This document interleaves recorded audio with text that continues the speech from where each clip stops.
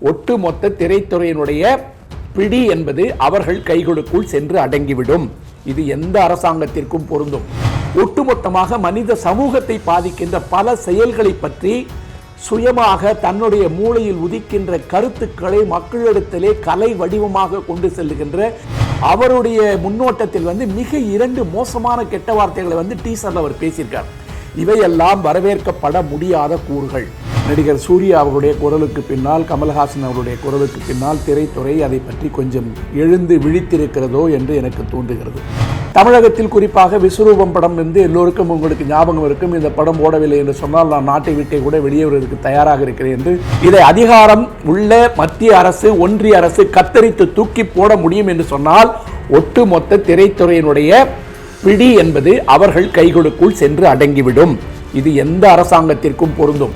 திரைக்கதை என்னுடையது, நான் இந்த கதையை என்னிடமிருந்து திருடிவிட்டார்கள் என்று மிகப்பெரிய படத்துக்கெல்லாம் தடையை கேட்டு ஒரு சாதாரண உரிமையல் நீதிமன்றத்தில் போய் ஒரு பிரச்சனையை போட்டு கட்ட பஞ்சாயத்து பண்ணி பணம் வசூல் பண்ணுற நிலைமை நடந்து கொண்டிருக்கின்ற பொழுது இதை எதிர்த்து குரல் கொடுத்திருக்கின்ற கமலஹாசன் அவர்களே பல படங்களில் இப்படிப்பட்ட வேலைகளை செய்திருக்கிறார். மன்மத நம்பு படத்தில் இருக்கின்ற அவர் திரிஷாவுக்கு சொல்லுகின்ற கவிதைகளை எல்லாம் கேளுங்கள். அது நேரடியாக யாரை பாதிக்கிறது என்பது உங்களுக்கு புரியும்.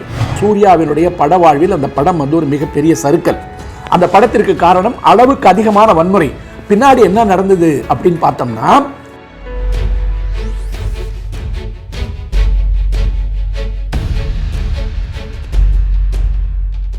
அனைவருக்கும் வணக்கம்.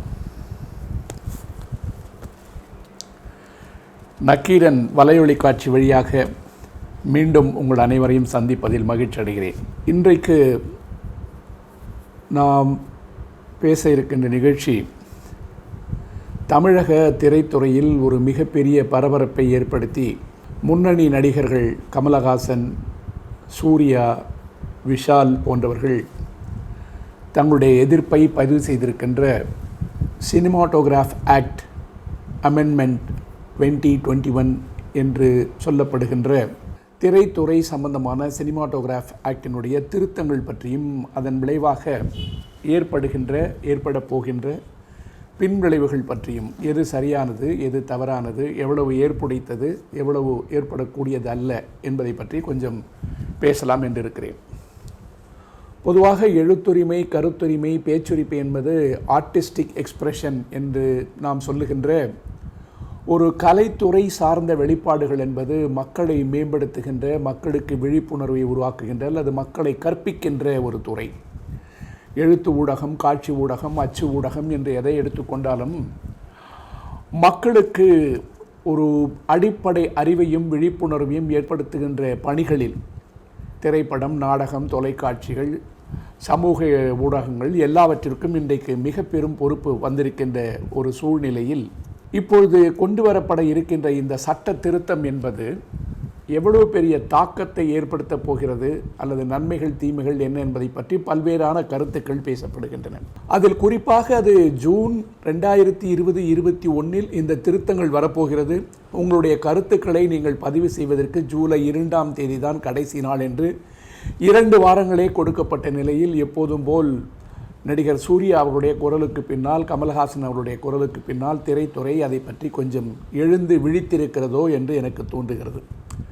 தங்களை பாதிக்கின்ற ஒன்றை, தங்கள் தொழிலை பாதிக்கின்ற ஒன்றை, தங்களுடைய எழுத்துரிமை, பேச்சுரிமை, கருத்துரிமை எல்லாவற்றையும் பறிக்கின்ற ஒன்றிற்கு இது ஒரு மிக தாமதமான ஒரு எதிர்வினை என்பதாக நான் எடுத்துக்கொண்டாலும் கூட சரியான நேரத்தில் அதை கொடுத்திருப்பதற்காக அவர்களை நாம் வரவேற்க வேண்டும்.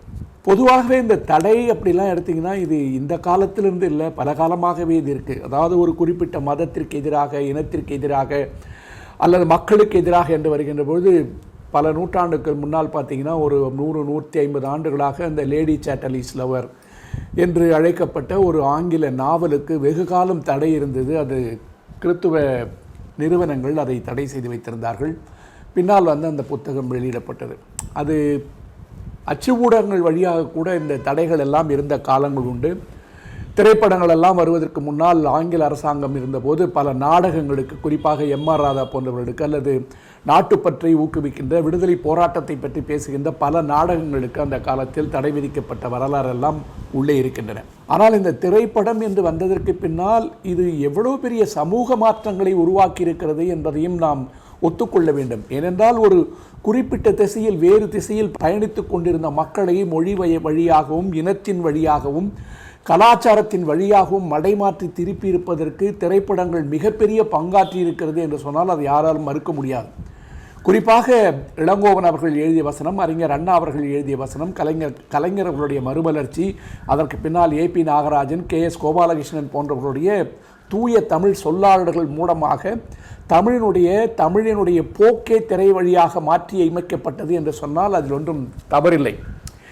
இப்படி பல மாற்றங்களை நிகழ்த்தி இருக்கின்ற இந்த நேரத்தில் மாண்புமிகு தமிழக முதல்வர் ஸ்டாலின் அவர்கள் இந்த சட்ட திருத்தம் என்பதை நீங்கள் கொண்டு வரக்கூடாது, இது எழுத்துரிமைக்கும் பேச்சுரிமைக்கும் கருத்துரிமைக்கும் எதிரானது, இதை நீங்கள் உடனே திரும்ப பெற்றுக்கொள்ள வேண்டும் என்று ஒரு கடிதத்தை எழுதியிருக்கிறார். இதற்கு முன்னால் ஃபேமிலி மேன் 2 வந்தபொழுதும் தமிழ்நாடு அரசாங்கத்தின் மூலமாக இன்ஃபர்மேஷன் பிராட்காஸ்டிங் என்று சொல்லுகின்ற துறையினுடைய அமைச்சர் மனோஜ் தங்கராஜ் அவர்கள் ஒரு கடிதத்தை மத்திய அரசுக்கு எழுதினார்கள். அதன் விளைவாக ஒன்றும் ஏற்படவில்லை. ஆனால் இப்பொழுது வந்திருக்கின்ற இந்த விழிப்புணர்வு என்பது இந்த சட்ட திருத்தத்தின் காரணமாக என்ன நடக்கும், என்ன நடக்கப் போகிறது என்பதை யூகித்து சொல்வதை விட இதில் இருக்கின்ற நன்மைகள் என்ன, தீமைகள் என்ன என்று பார்ப்பதுதான் ஒரு சரியான நடுநிலை பார்வையாக இருக்கும் என்று நான் நினைக்கிறேன். குறிப்பாக ஒரு சட்டம் ஒழுங்கு பிரச்சனையை இங்கே ஏற்படுத்தும் என்கின்ற காரணத்தை, ஒரு காரணியை மையமாக வைத்து டான் 999 என்கின்ற ஒரு திரைப்படத்தை 2011ஆம் ஆண்டு மாண்புமிகு ஜெயலலிதா அவர்கள் முதல்வராக இருந்தபொழுது அன்றைக்கு எதிர்க்கட்சி தலைவராக இருந்த கலைஞர் அவர்கள், வைகோ அவர்கள், ராமதாஸ் அவர்கள் எல்லோரும் கேட்டுக்கொண்டதற்கு இணங்க சட்டம் ஒழுங்கு பிரச்சனை வரும் என்பதை காரணமாக காட்டி அந்த படத்தினுடைய திரையிடல் நிறுத்தப்பட்டது. அதற்கு பின்னால் டாவின்சி கோட் என்கின்ற திரைப்படத்திற்கு உலகம் முழுமையே பிரச்சனை வந்தது. தமிழகத்தில் குறிப்பாக விஸ்வரூபம் படம் எல்லோருக்கும் உங்களுக்கு ஞாபகம் இருக்கும். இந்த படம் ஓடவில்லை என்று சொன்னால் நான் நாட்டை விட்டே கூட வெளியே வருவதற்கு தயாராக இருக்கிறேன் என்று கமல்ஹாசன் அவர்கள் நேர்காணல் கொடுத்ததெல்லாம் நாம் மறந்திருக்க மாட்டோம்.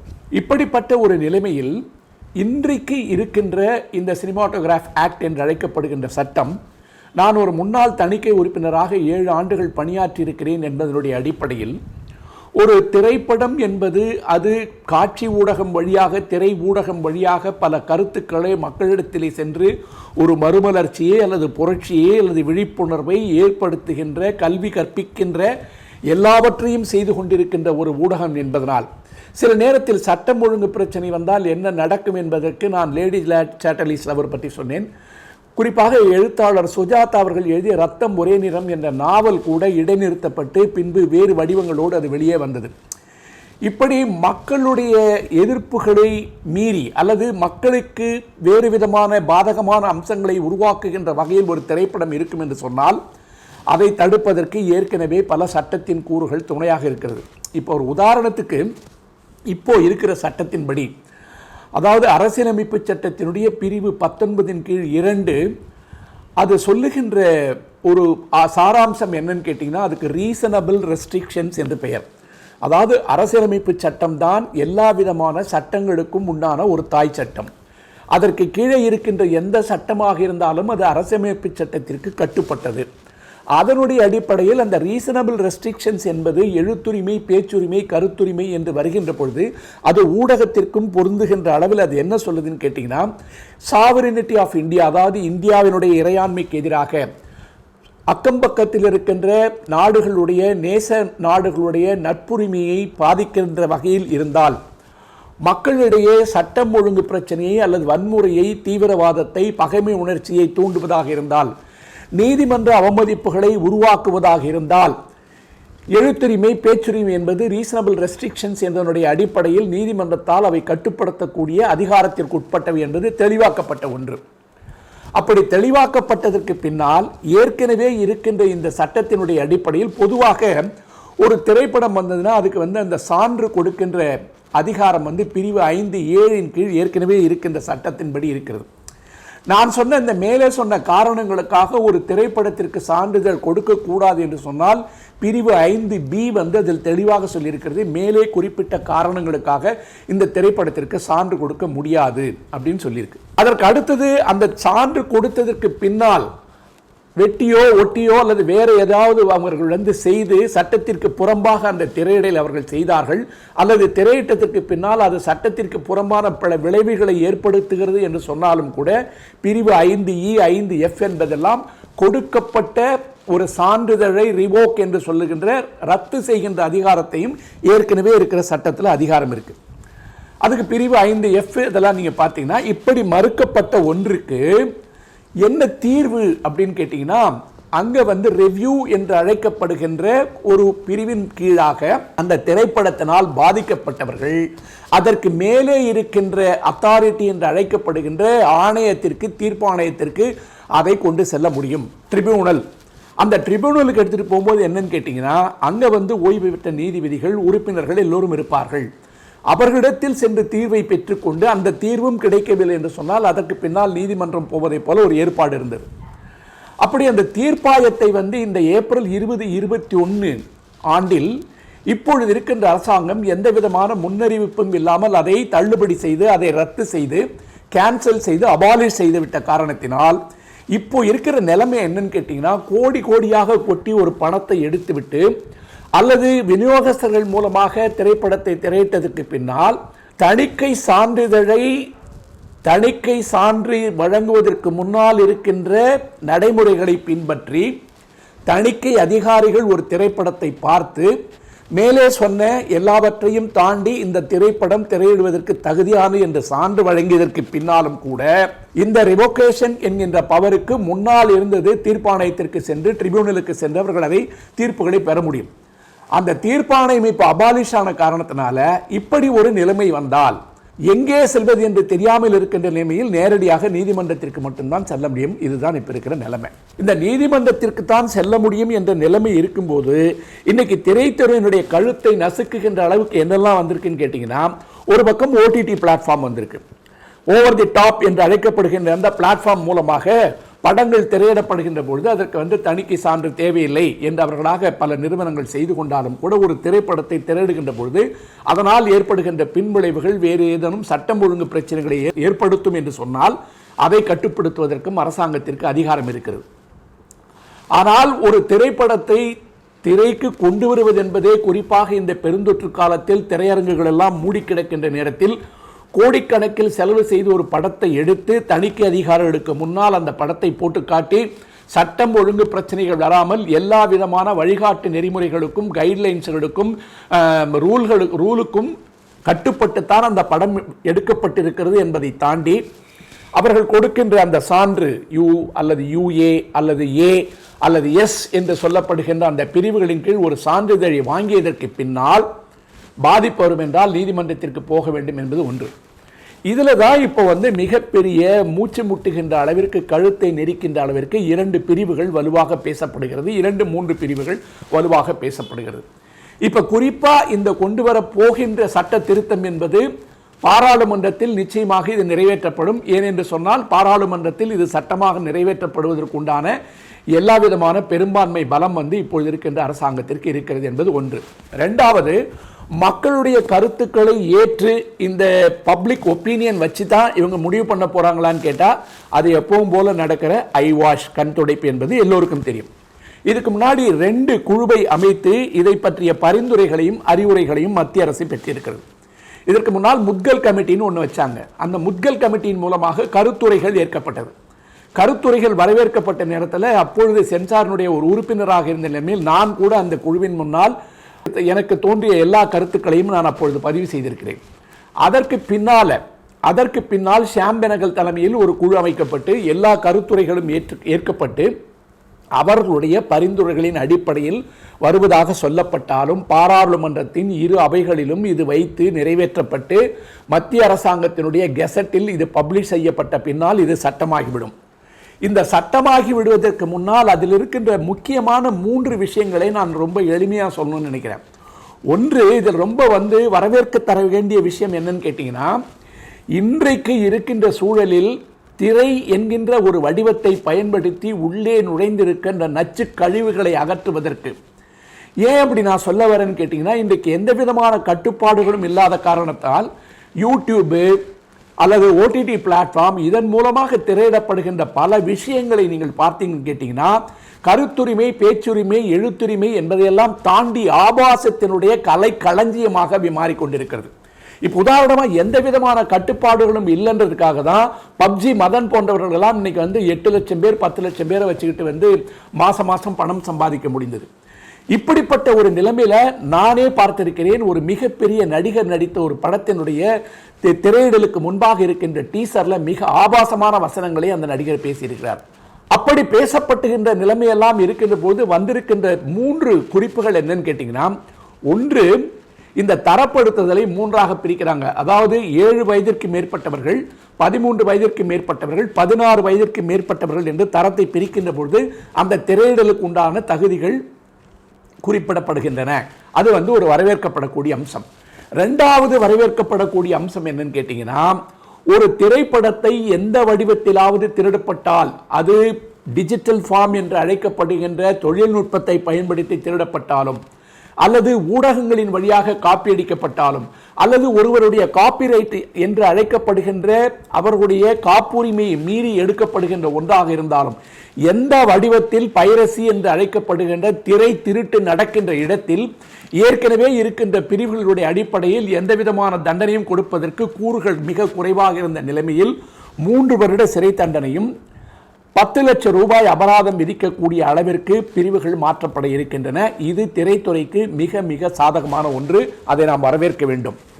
அந்த நிலைமையில் இப்பொழுது மிக அதிகமாக கண்டனத்திற்கு உரியதாக இருப்பது எது என்று சொன்னால், பிரிவு 6 கீழ் கொண்டு வரப்படுகின்ற நிலைமையில் அந்த பிரிவில் இருக்கின்ற ஒரு இடத்தில் ஒரு முழுமையாக தணிக்கை சான்று தணிக்கை அதிகாரிகளால் பார்க்கப்பட்டு சென்சார் சர்டிபிகேஷன் என்று அழைக்கப்படுகின்ற சான்றிதழை கொடுத்ததற்கு பின்னால் ஒரு காரணத்தை காட்டி அந்த காரணத்தினுடைய அடிப்படையில் ரிவ்யூ பவர் என்று அழைக்கப்படுகின்ற ரிவிஷனல் பவர், சீராய்வு என்கின்ற ஒரு அதிகாரத்தை அரசாங்கத்தின் கையில் ஒப்படைப்பதாக இந்த சட்ட திருத்தம் பேசப்போகிறது.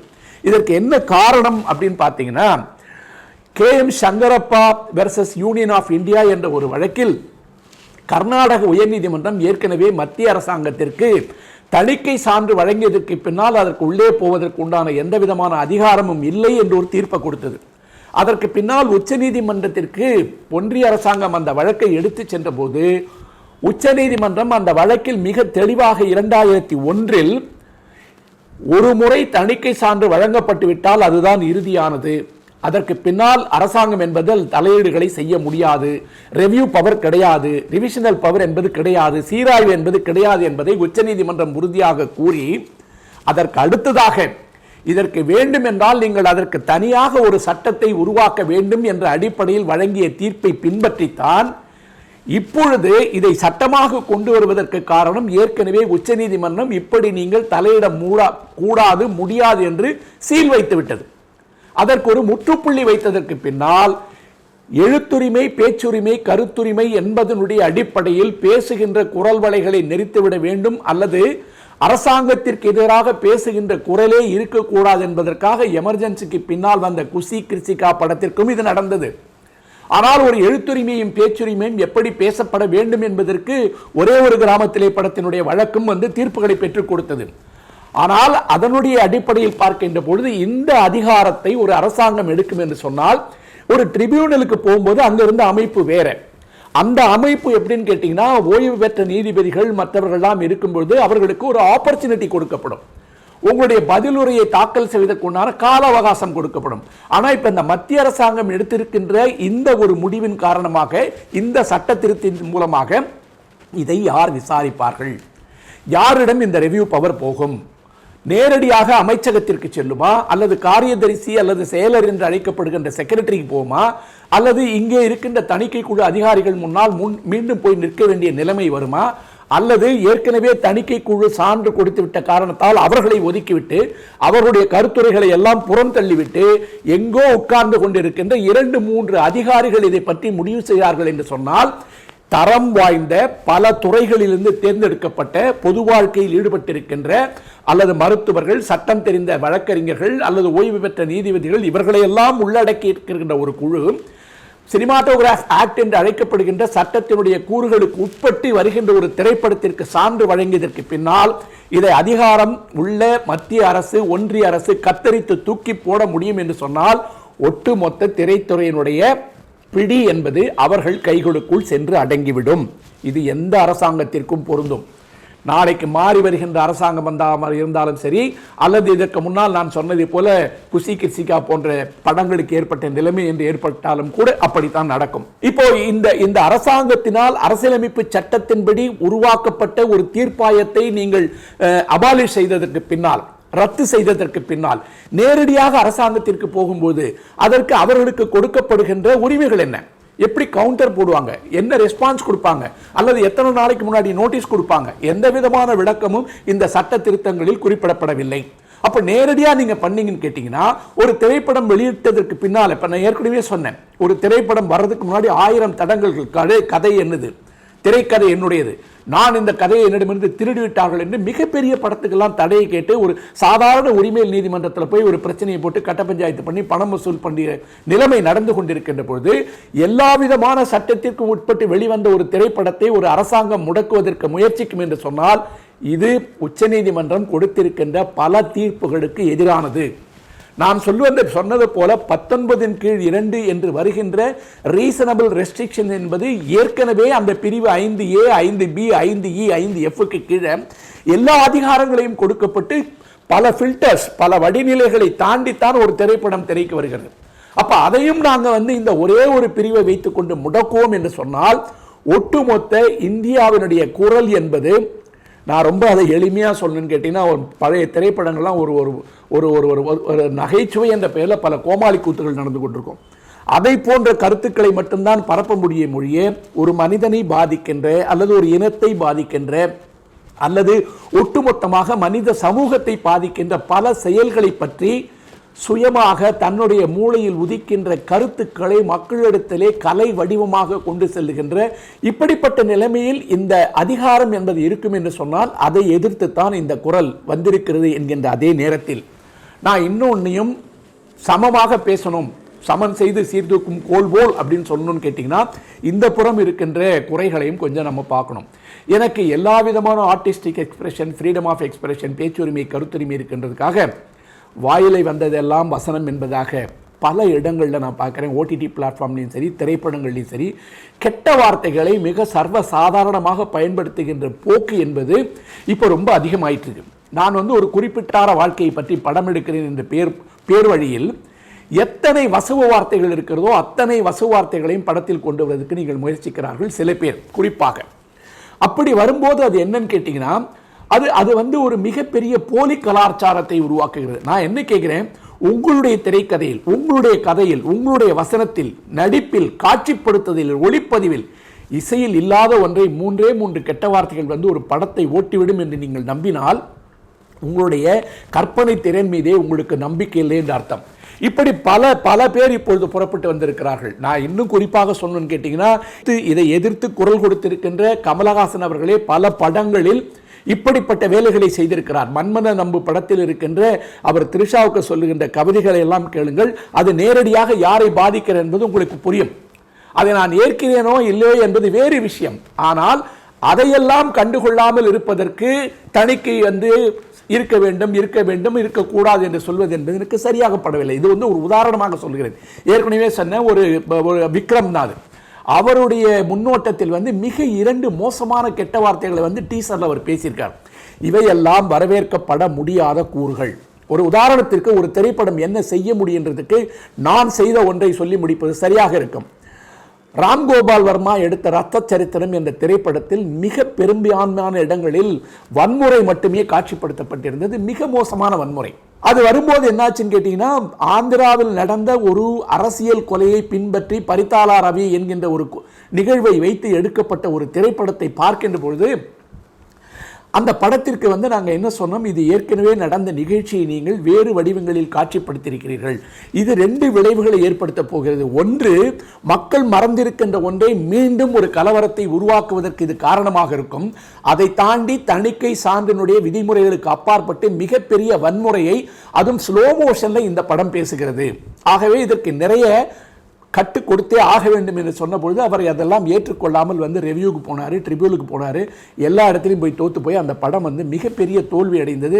இன்ஃபேக்ட் உண்மையை சொல்ல போனால் சூர்யாவினுடைய பட வாழ்வில் அந்த படம் ஒரு மிகப்பெரிய சறுக்கல். அந்த படத்திற்கு காரணம் அளவுக்கு அதிகமான வன்முறை.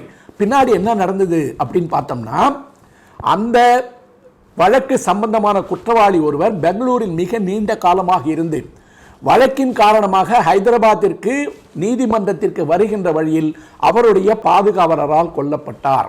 அவருடைய பாதுகாவலரால் கொல்லப்பட்ட காரணம் இந்த படம் வந்ததற்கு பின்னால் அது மீண்டும் ஏற்படுத்திய சர்ச்சைகளின் விளைவாக கிட்டத்தட்ட 15-20 ஆண்டுகள் மறந்து போன ஒரு நிகழ்வினுடைய ஒரு சம்பந்தப்பட்ட ஒருவரை இன்னொருவர் கொலை செய்தார் என்பதற்கு ஒரு திரைப்படம் காரணமாக இருந்தது என்று பேசப்பட்டது.